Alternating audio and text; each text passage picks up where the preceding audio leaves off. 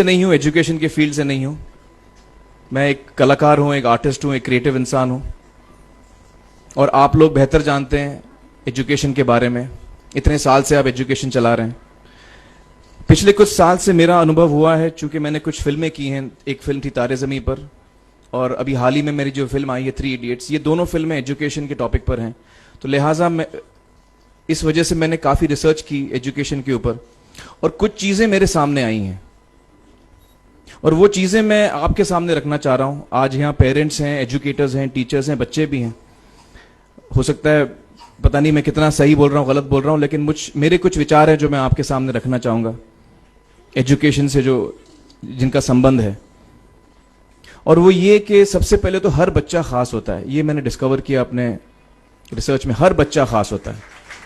हर बच्चे में, हमारी तरह, आपकी तरह और हमारी तरह, हर बच्चे में कुछ ना कुछ काबिलियत होती है, कुछ ना कुछ कमजोरी होती है। मुझ में भी कमजोरी है, काबिलियत है।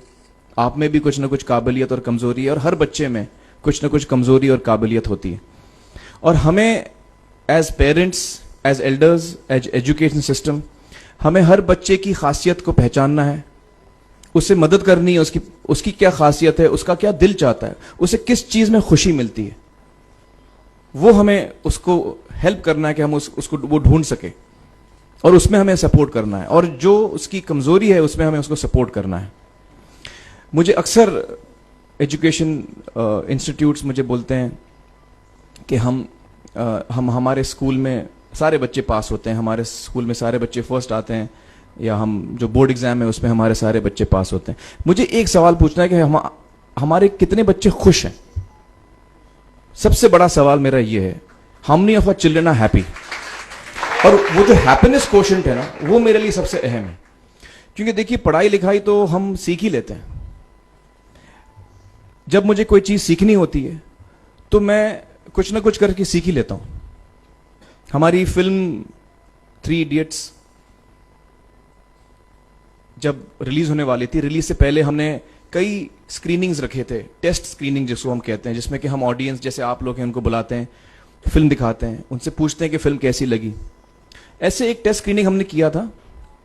बंबई में एक फैक्ट्री में कारीगर लोग काम करते हैं, तो करीब 25-30 कारीगर आए थे उस स्क्रीनिंग में। स्क्रीनिंग के बाद उनका एक कारीगर था, उसने मुझसे एक सवाल पूछा। उसने मुझसे ये पूछा, आप लोगों ने फिल्म देखी है 3 इडियट्स? उसने मुझे एक सवाल पूछा जो बहुत कमाल का सवाल था। उसने मुझे ये सवाल पूछा कि सर, पिक्चर के अंत में हमें पता लगता है कि आप तो रणछोड़ दास थे ही नहीं, रैंचो तो थे ही नहीं आप, तो सर्टिफिकेट तो आपको मिला नहीं, वो तो जावेद जाफरी को मिल गया। तो आप इतने बड़े साइंटिस्ट कैसे बन गए? इतने बड़े पेटेंट्स, 400 पेटेंट्स, जापानी लोग आपके पीछे पड़े हैं, तो आपको सर्टिफिकेट तो मिला नहीं, तो आप इतने बड़े साइंटिस्ट कैसे बन गए? बहुत ही अहम सवाल है ये, बहुत ही इंपॉर्टेंट सवाल है।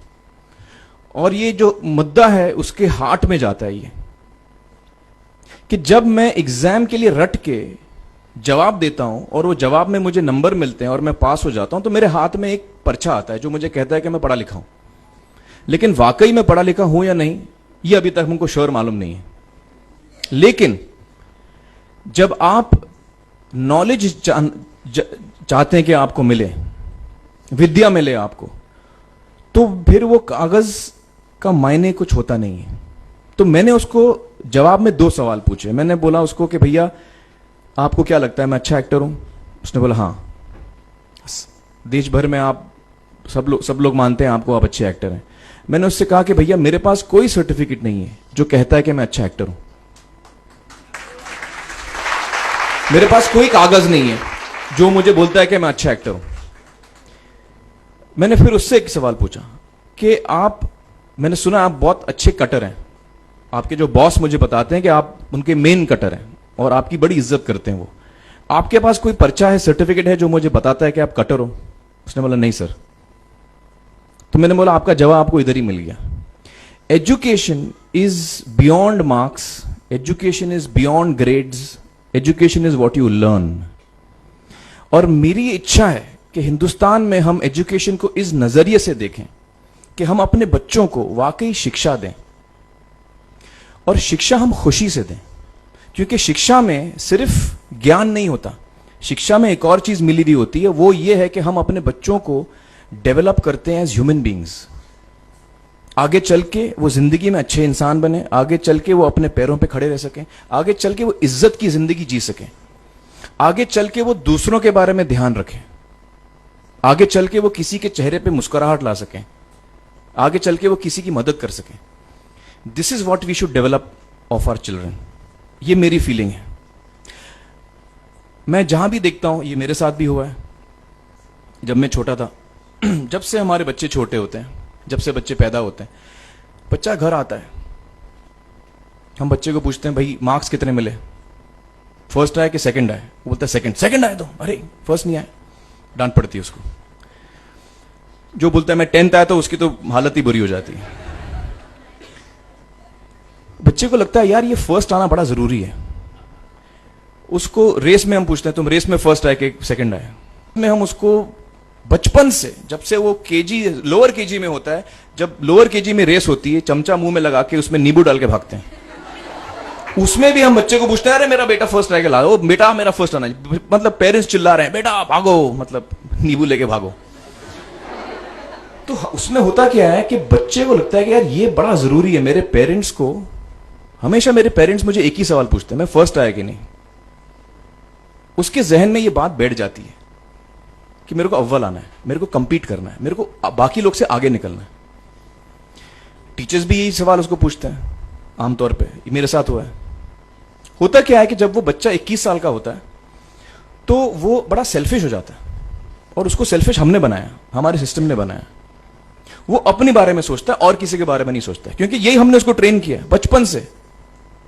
बचपन से हमने उसको यही ट्रेन किया कि बेटा तुम पहले आना, बाकी सब लोग को भूल जाओ।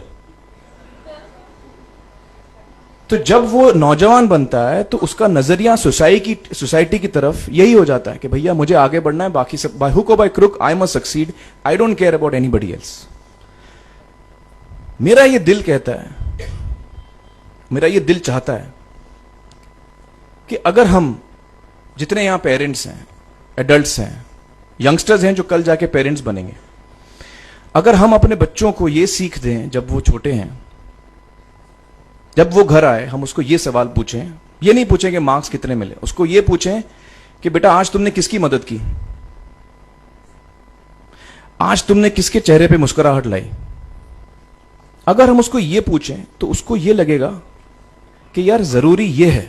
मेरे पेरेंट्स मुझे हमेशा ये पूछते हैं, मार्क्स का तो कभी पूछते नहीं, वो मुझसे ये पूछते हैं कि भैया तुमने किसको हेल्प किया आज। तो हेल्प करना लोगों को, लोगों के बारे में सोचना, लोगों के चेहरे पे मुस्कुराहट लाना, ये मेरे पेरेंट्स के लिए बड़ा इंपॉर्टेंट है। साइकोलॉजिकली वो इस चीज के साथ बड़ा होगा, स्कूल वही जाएगा, पढ़ाई लिखाई वही करेगा, वो उसका नजरिया थोड़ा बदल जाएगा। जब वो बच्चा नौजवान बनेगा, 21 साल का होगा, और सारे बच्चे उस उम्र के जब 21 साल के होंगे, हमारी सोसाइटी चेंज हो जाएगी।